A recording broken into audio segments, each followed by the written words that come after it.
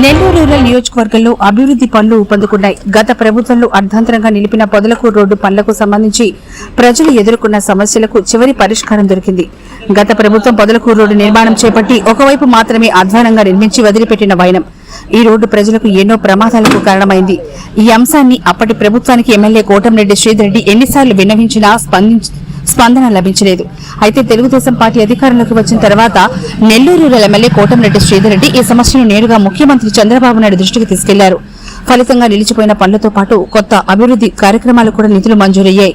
మురికి నీరు రోడ్లపైకి పొర్లిపోతున్న పరిస్థితిని గుర్తించి స్థానిక నాయకులు అధికారులతో చర్చించి ఎస్టిమేట్ రూపొందించారు. ఈ అంశాన్ని ఎమ్మెల్యే శ్రీధర్ రెడ్డి నగర కమిషనర్ సూర్యతేజల దృష్టికి తీసుకెళ్లడంతో 36 లక్షల రూపాయల వ్యయంతో పెద్ద డ్రైన్ నిర్మాణానికి మార్గం సుగమమైంది.